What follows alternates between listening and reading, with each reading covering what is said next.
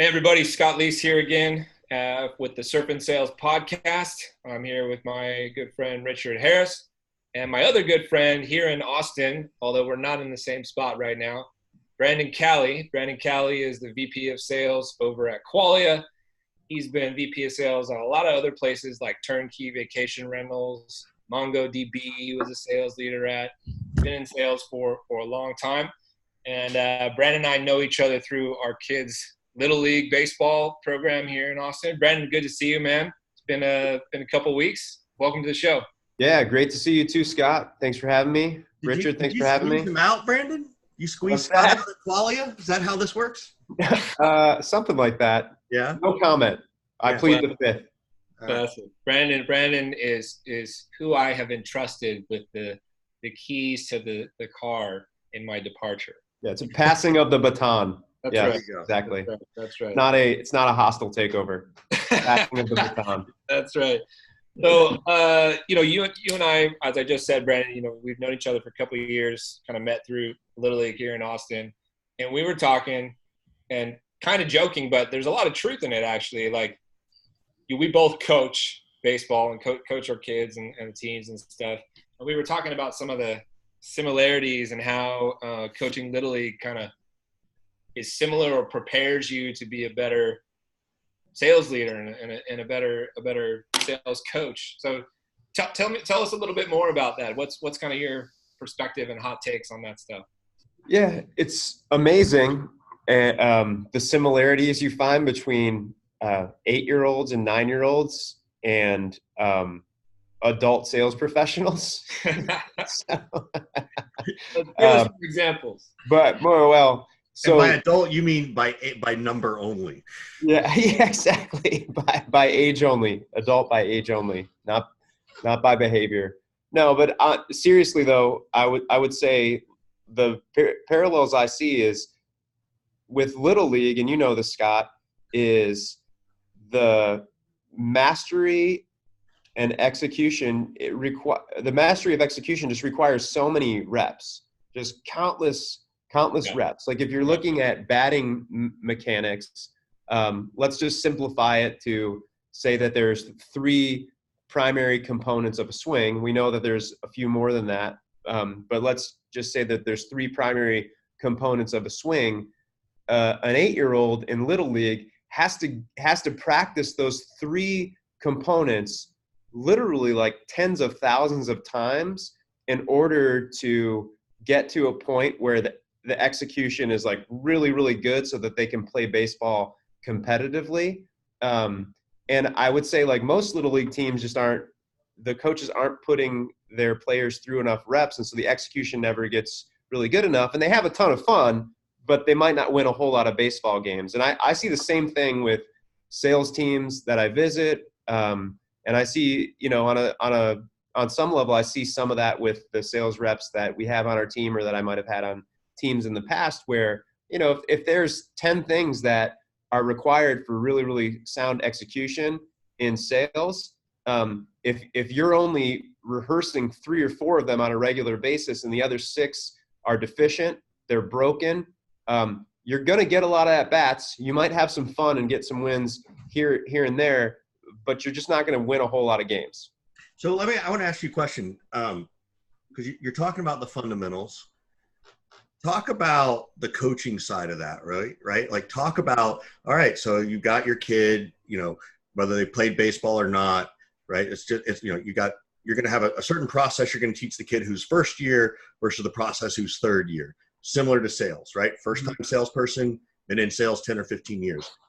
How do you coach to those people? Like, and as it relates from just sticking with this analogy. Yeah. So if we'll take, we start with my baseball team.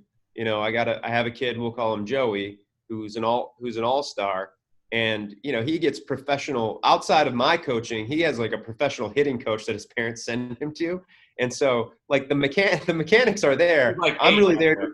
What's that? I said he's like 8 years old, Richard. Yeah, he's like 8 years old. I believe it. We have our priorities straight in this country. Don't you ever forget that. And so what I'm there to do is is to reinforce the principles that the hitting coach has already taught him and make sure he gets the reps and make sure he gets the encouragement and the motivation and the slap on his butt and the high five that he needs to stay motivated and dialed in mentally. And then I have a first year player who you're constructing their swing from scratch. You know, they've probably swung a baseball bat like 10 times and have no idea what they're doing. So you're working on the mechanics of the swing, you're working on the timing, you're working on their confidence. Yeah, I think I know the answer to this, at least as it pertains to baseball. But, you know, coaching those two types of kids or those two types of reps are very different, right? And Yeah. I think the longer you're in leadership, it gets harder maybe to have the patience and the teacher kind of mindset to work with those people who don't know how to swing at all, right? I think you really have to have a passion for teaching to do that. Have you found that to be true for you, or are you just as passionate now about coaching people who are just getting started? Absolutely. I mean, I think I am just as passionate. I might be a little bit of an anomaly, I'd say, but like when I was an individual contributor, when I was a sales rep and I carried a bag and had my own individual number, the things that really made me great didn't necessarily lead to like healthy values. Like I wanted to be great because I wanted to win at all costs. I didn't always enjoy the process, always enjoy every aspect of the process. And so when I got an opportunity to lead salespeople, I felt like the reasons why I wanted to do that led to me establishing much more healthy values, which were like, I took great satisfaction in helping people add like new tools to their toolkit. I took great satisfaction in seeing people become successful in coaching them and help them become better sales professionals. So like for me, the most life-giving aspect of being a sales leader is the coaching. So I think rather than me being less passionate about it or being less interested in coaching reps hands-on, what ends up happening is I have a lot of other responsibilities on my plate that take me away from coaching the reps hand-on, but the passion is still there. So like if we look at the sort of the example that Richard gave, if you have like a top producing rep who is a professional sales executive on the team, you're coaching that person in a very different way than the new sales rep who needs like a whole repertoire of skills before they can even get on the field. Yeah. So what are your favorite things to do with a rep, whether they're brand new or they're the seasoned veteran, right? Like I'm trying to give the listeners a chance to go, oh, I should try that. Like I want to do this in my one-on-ones, like Brandon said, or I want to do, you know, granted you can't slap them on the butt these days because that's inappropriate. It's even questionable in baseball, but You're probably right. Yeah. What are those things that you think are like, or maybe this is a better question. What are the parts that your team say they like about Brandon? Yeah. I love it when Brandon does this for me. Right. So we'll call it a batting cage, but this is something I haven't always called it a batting cage. I think I stole that from Scott. Yeah, my terminology. Yeah. But it's the same concept that I've been using throughout my career, which is, you know, we're bringing someone in to really, really work on the mechanics of their swing. In this case, like let's say the batting cage is focused on the cold call. You know, we're using conversational intelligence like Gong.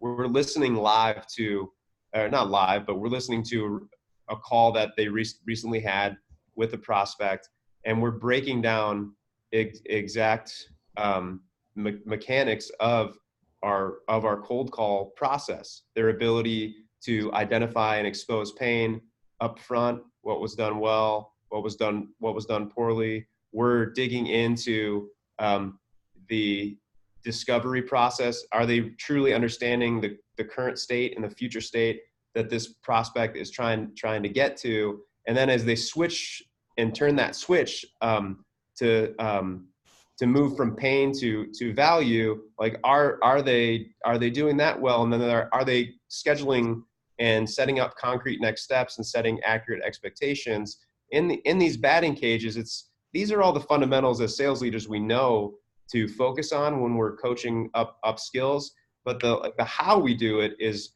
really important, where we're making sure we've got enough observation under our belt. So what I try to do is make sure when we're listening, we're giving feedback on that particular call, but the observation I'm making, let's say like a deficiency in how they're doing discovery and exposing pain, I'm tying that back to 10 other calls I heard that person make where they had the same deficiency. So now when I deliver the feedback, the message like, hey, this is deficient, here's a new way of doing things, why don't you try that?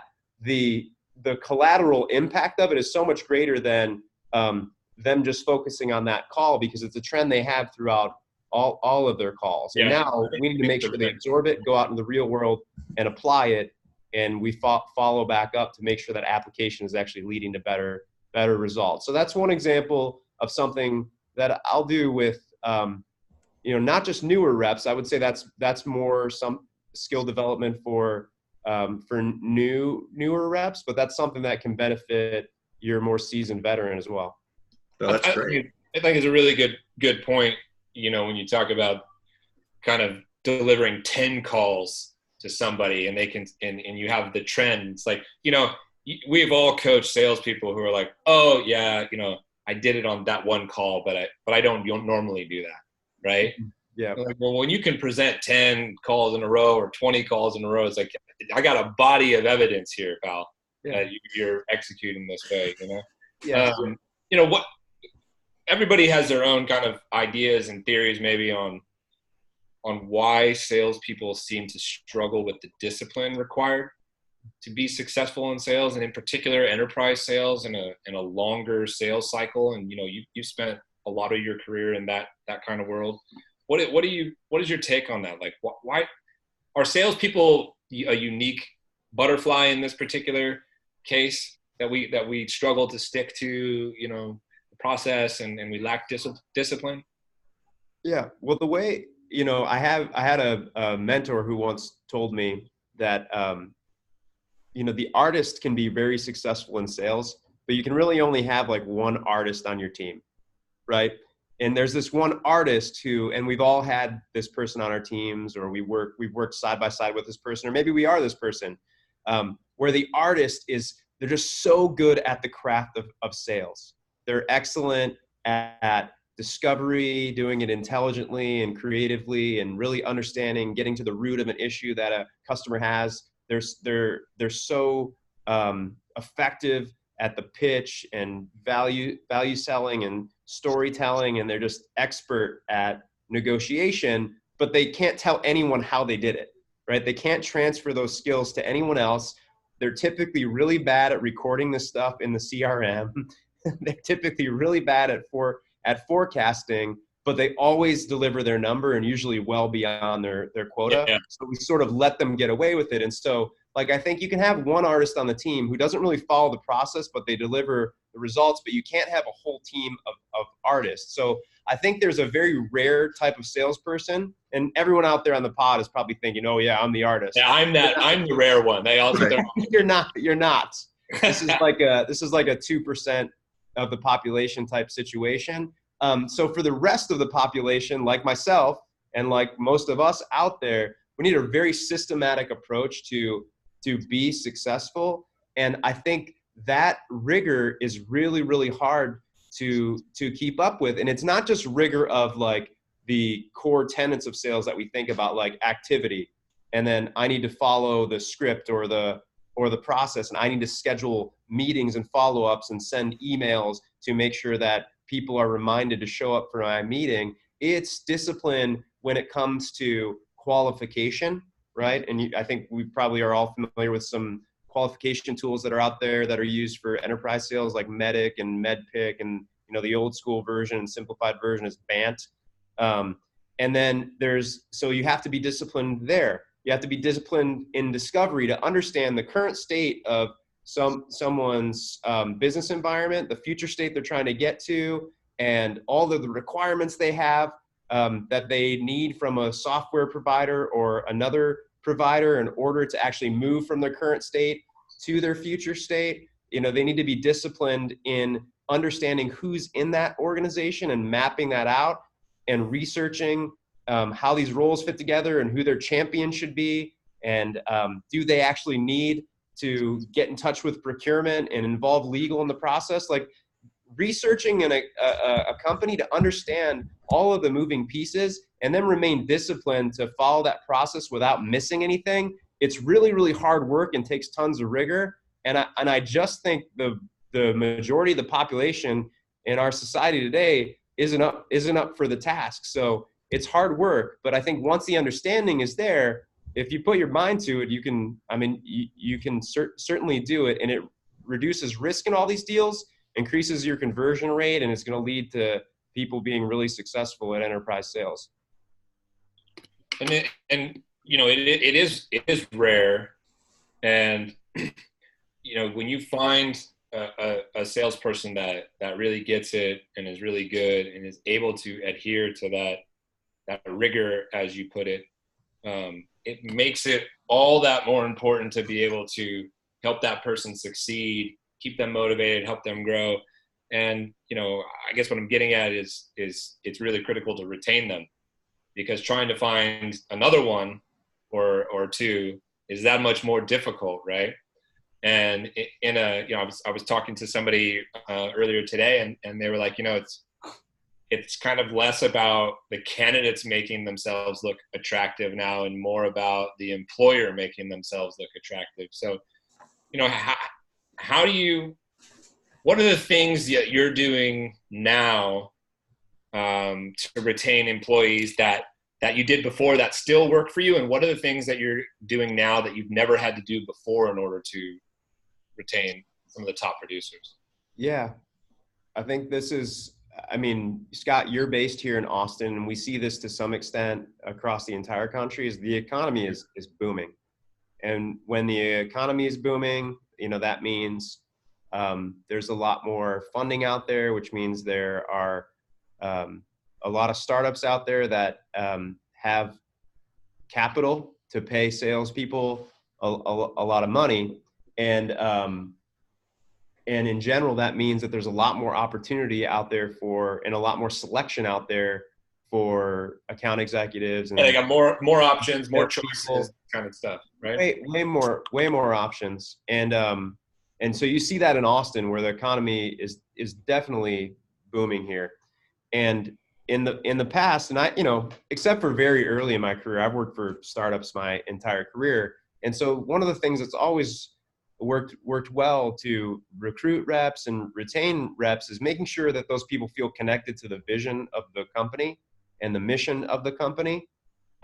Because why else would we work for a startup, right? We could probably go to a larger software organization, get paid more money, do less work, close bigger deals. But when you work for a startup, part of the fun is being a part of the high growth environment where the company's growing revenue really aggressively month over month, year over year. It's part of getting a new technology out there into the market that's solving real problems and is. It's a tricky tug of war, though, right? Like, yeah. part of our job is to develop people to the point where they're too good for us anymore. Yeah, at some level, right? Yeah, but and that's our job. We got to help them grow, right?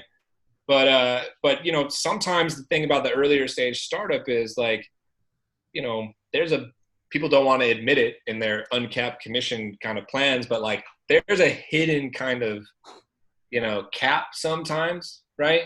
It's like, if you're in an early stage startup, you probably are not going to be able to make $600,000, $750,000, $1 million, right? We had somebody on here the other day who was like, oh yeah, at Salesforce, they told us our top rep made $600,000, right? I don't know. I can't speak to everything out there, but I don't know a single early stage startup rep who's making $600,000 a year, right? So, yeah. But I have to your point, Scott, like you have to make them so they're too good for us, but because of that, you also get loyalty.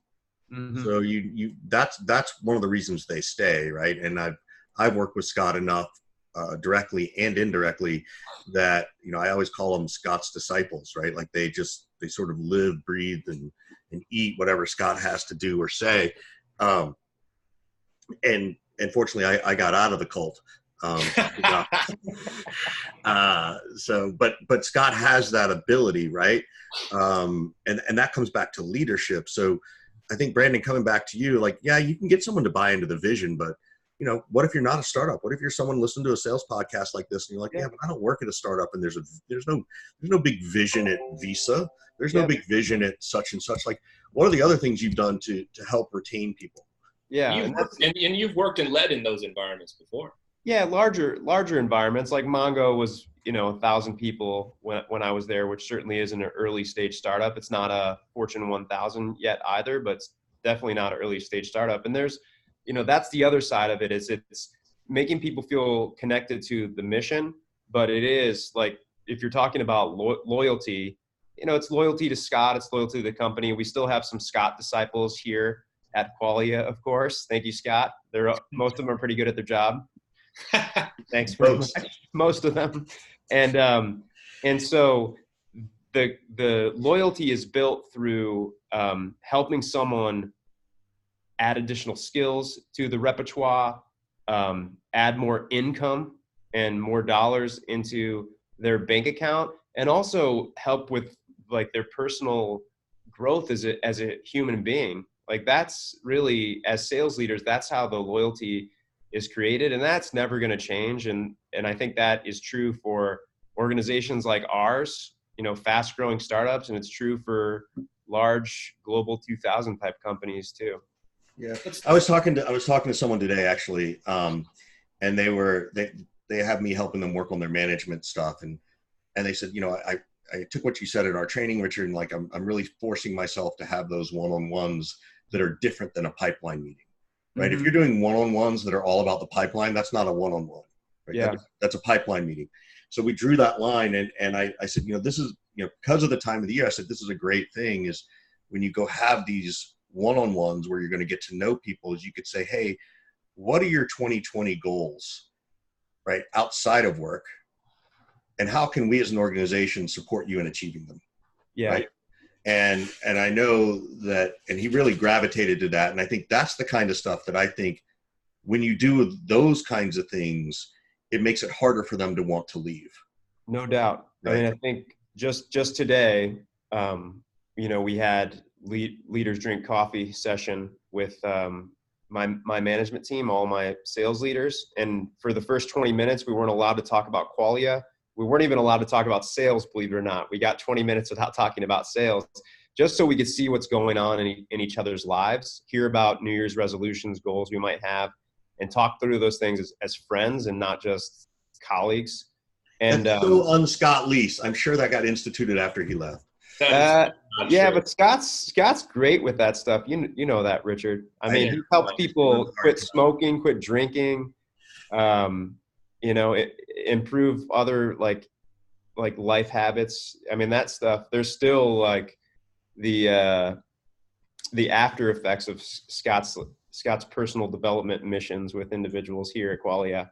And then one of the things we've done as well with as far as like keeping those one-on-ones really about personal growth, is there is in our meeting pulse, there's a pipeline review and there's a one-on-one to talk about skill development, but there's an additional one-on-one in that meeting pulse, which is to talk about career development and what's going on with that individual. And that's where you have those more intimate conversations, which I think are necessary and definitely lead to loyalty with the team.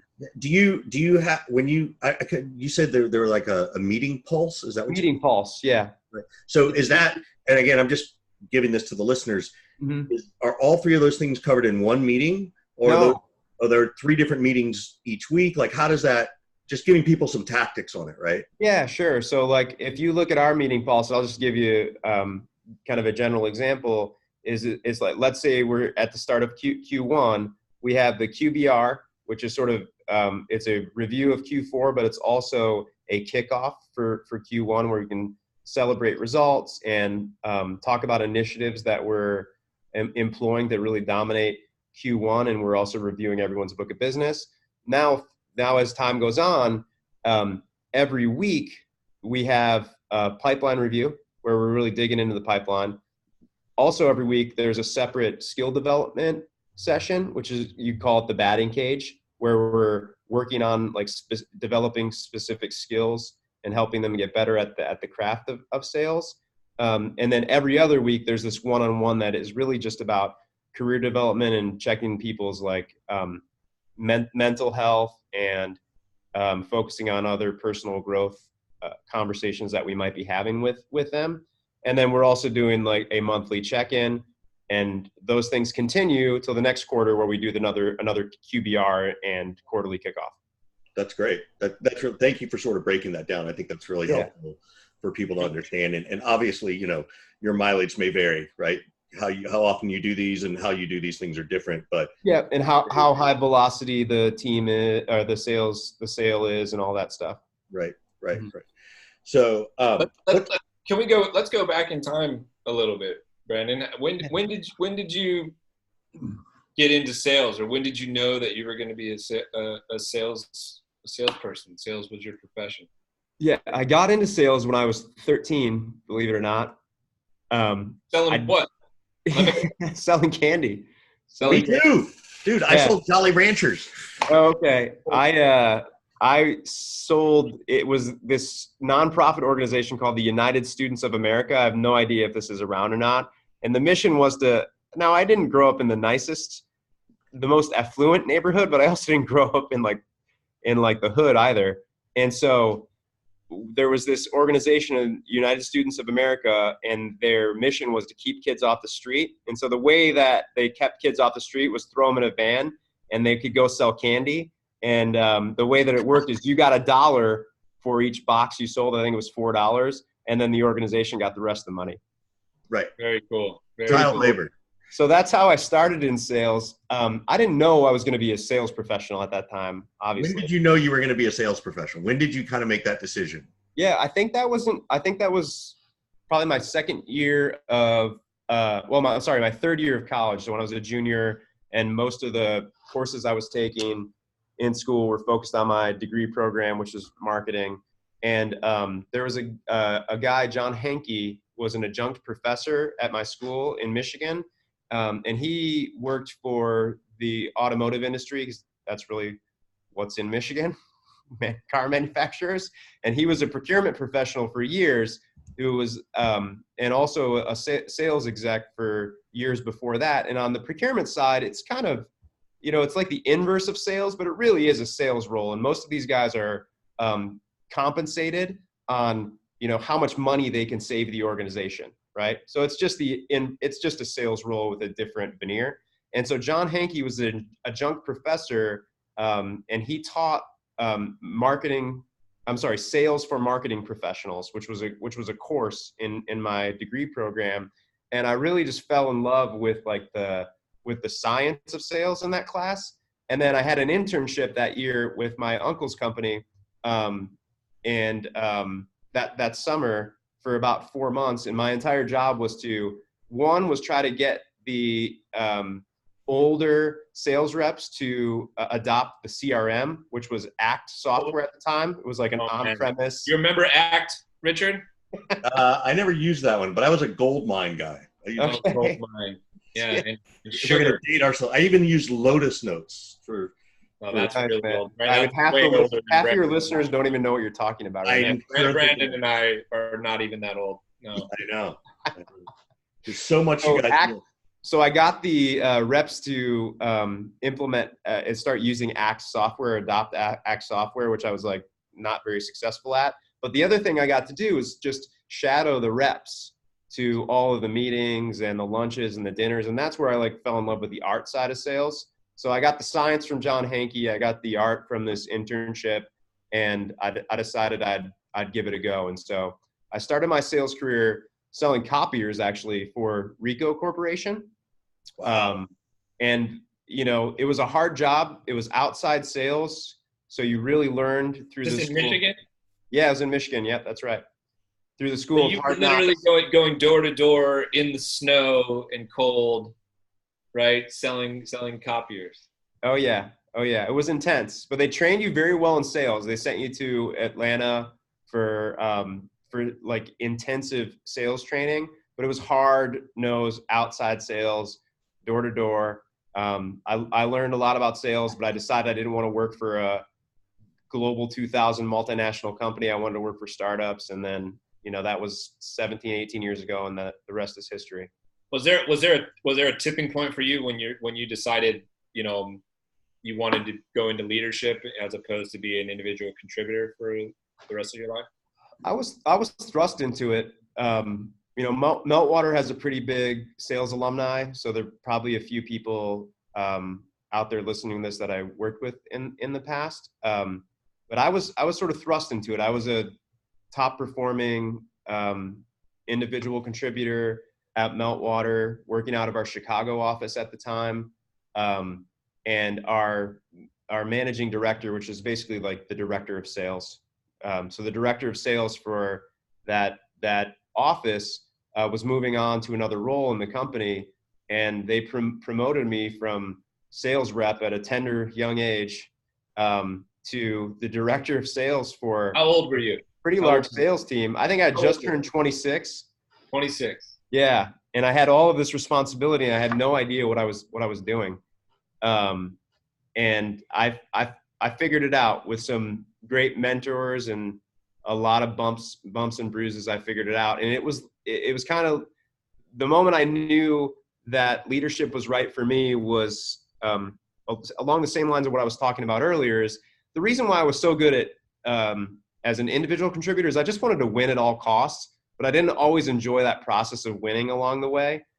As a leader, what I got the most satisfaction out of, and still do to this day, like I said, is just seeing the people around me get better, seeing other people get better. It's the same reason I love being a dad so much, right? Is you see the leaps and bounds and the improvement that your team makes, and there's just so much pride in that, so much gratification that comes from that. What's if you're willing, and it could be either as a rep or a manager, what mistakes have you made that you would love to tell people not to make? Right? Oh man. Yeah. So I think early on, this one actually took me a handful of years to, because I got the feedback so many times, like, Brandon, you are like excellent at, inspiring people and leading by example. And you are just really great with skill coaching and helping keep get better at the job. But you're really bad at having the tough conversations and holding the line. And so I think about, like, now we're going to get really deep here. Scott's going to love this and probably make fun of me later. But if I've always been someone who's been very image conscious, right? And so what happens when you're concerned about what people think about you all the time, there are implications of that in your communication with other people. And so if your reps are your friends, that's great. They should be your friends. They're a big part of your life, but you still have to be brutally honest with them when the situation calls for it, because that's part of the love equation. And so I think for a long time, it was really hard for me to be brutally honest about deficiencies and brutally honest and have candid conversations, be radically candid, just excuse my cheesiness. And I think making sure that I was comfortable, like, with who I am, and didn't care as a young manager, not caring about what other people thought about me, but actually caring about the outcome for the business and caring about the outcome for that individual, like, gave me the confidence to just be honest, not worry about what people think, hold the line, have these tough conversations that were necessary for their development. That was a hard one for me, though. So I'm just going to sort of sum that up, is that if you had to have a difficult conversation or an uncomfortable conversation, right? It's more about discomfort than I think difficulty, in my opinion. But the way you were able to flip that switch was by being able to say, well, wait a minute. Yeah, it's uncomfortable, but the outcome of this conversation should be that they're better. I'm going to be better because I'm going to be better at having these conversations. And overall, even our relationship's going to be better because we can just be direct and honest with each other. And it was sort of creating that epiphany in your mind somewhere that, oh, this is why I need to do this, correct? Yeah, I think that's the discomfort for me was like I thought I was going to damage the relationship, and I really was concerned about what that person thought about me. Now, the more mature I became, I realized it doesn't matter what anyone else thinks about me, but I also became comfortable with the fact that, like, if I don't have these tough conversations, allow someone to feel this pain, then they don't get to learn these new lessons, and they don't get to become a better person. And that's, that's necessary to help people develop. Rich, that's very interesting. Richard can attest to this. I did not have that problem when I first got started. No, I had the opposite problem. I would be significantly harder on the people that I was close to. I think I was hard on everybody 15 years ago, but significantly harder on the people that I was closest to. And I once had this guy's one of my best friends now. He once came up to me in my office after I was, riding him too hard and probably went a little too far. He came up to me in my office and said, "Hey, dude, are we friends still?" I was like, what are you talking about? Of course we're friends still. Like, I had this like in the office mode, right? And I'm able to just leave it at the door. Like, as soon as I leave, it's like, back to kind of friend mode. But it took me a long time to realize, sadly for me, not everybody was like that. And so I had to really, over the years, like, make that adjustment and dial it down. So you and I, arrived at the same place, but started on different kind of ends of the spectrum there. Yeah. Totally. I have a really important question for the two of you. Who's a better baseball coach? Well, it's the same. Anybody who watched the video just saw my face knows the answer to that. Yeah. Well, it's the same concept you talked about earlier, right? Is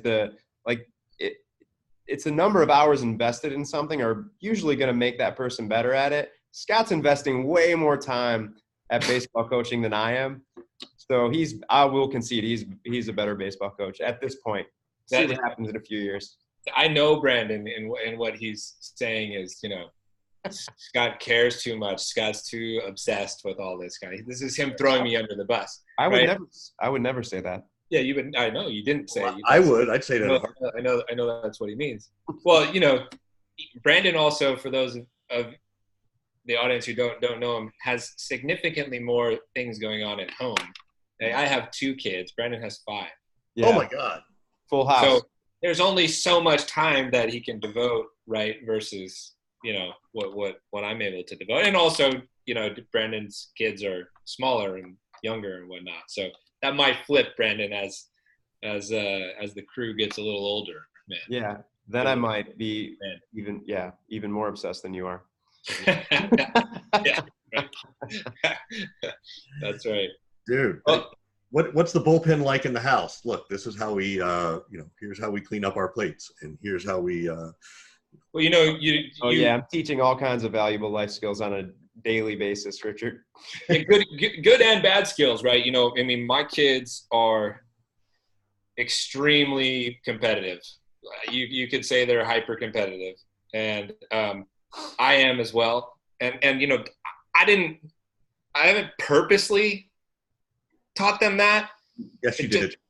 I didn't purposely say. I didn't purpose. No, I didn't. I did not purposely sit them down and be like, okay, here's how you be competitive. Here, but it bleeds through, and they have that, and that's good in some things, and also the flip side, sometimes they need to dial it down a little bit. But you talked about this before, Richard. When it comes to money, you wrote a whole article that got a lot of eyeballs on it, that talked about, like, talking to your kids about money. Like, if you don't talk to your kids about money, who's going to, right? Right. Yeah. You're passing things down, and it's important lessons for them to learn. Right. My kids are going to be the agents of Scott's kids. sounds like a win-win for kind of feels like how it is right now. Anyway. That is a win-win. Yeah. Well, Brandon, we're getting close to the end of our show here.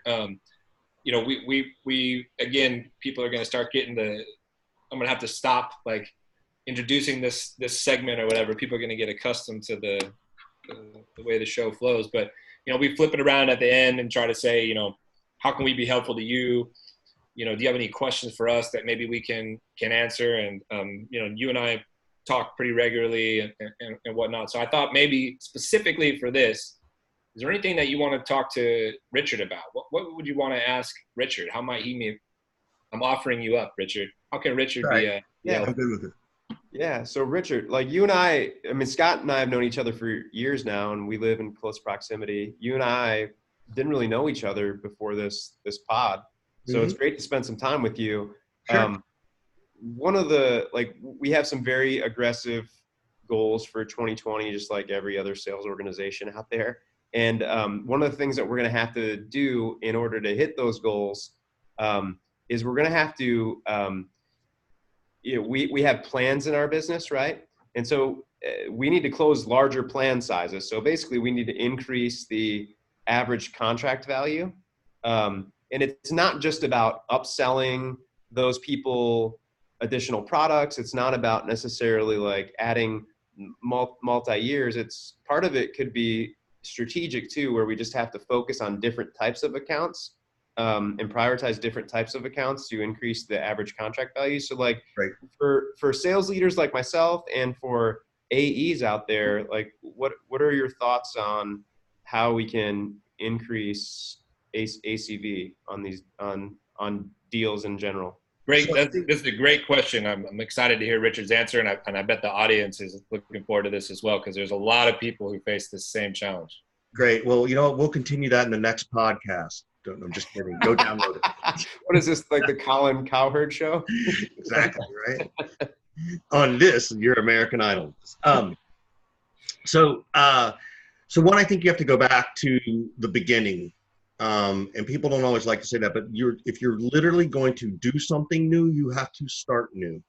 And you've got to go back to your ICP, your ideal customer profile. You've got to go back to the decision makers. You've got to go back and redefine the pains you solve for those larger size deals based on who those people are, not what you do. Nobody cares what Qualia does. They care what pains you solve. And so as you think of a deal that's, from 4 figures to 5 figures or 5 figures to 6 figures, well, there are bigger pains that are 6-figure pains. And you got to be able to articulate that really well, at least in your initial messaging. And then you've got to be able to ask the questions appropriately around those pains. How do you get them to admit the pain, right?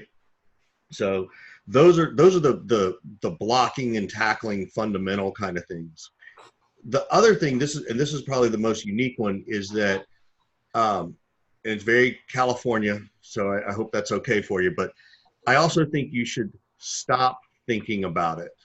And what I mean is, I'm a big advocate of mental health and meditation, and I meditate 10 minutes a day, every day, religiously. Like I have to do it. And I even do meditations. I've gotten myself to the point where I can do it for a minute and I can walk out like I did 10 minutes. What ends up happening is that you end up creating space in your mind for creative thinking. And that's where you don't go into the meditation thinking, Mari, I'm gonna meditate and think about how to solve this problem. You go into the meditation thinking, I don't want to think about anything. I'm trying not to think about anything. And when you do that, that's when the ideas come. It's the same effect of like if you go on a long drive and you're just sort of riding on the hum of the road and you got the music playing, you're not thinking about anything, and all these ideas start popping, right? So I think some of it comes internally like that. Some of it is externally, like I was saying, as defining it. The third thing I would say is, well, what have you done now to do that? Like, what have you already laid out? And then I would audit yourself. Like literally say, this sucks, I'm going to do it again, right? And I've actually seen Scott do this. He'll write a script and be like, this script sucks. We're starting all over. And it's a different type of meditation, because sometimes you have to put it down on paper to get it out of your mind, to get it out of your way, so that you can then get to the real thing you really want to do, right? So those are the things. And then the third one is you need to hire me to come in and teach you how to sell. So, yeah. So offensive. No, that's so good. That's so good. Yeah. Besides that last part. We'll edit. We might bleep that out. So edit that part out. Brandon, I appreciate your time this afternoon. I know you got to get going and everything. Good luck over there, bud. I know you're doing a great job and holding it down for me, and look forward to seeing you soon. Yeah. See you both. Brandon, it was great talking to you, man. Yeah. Have a great day. You too.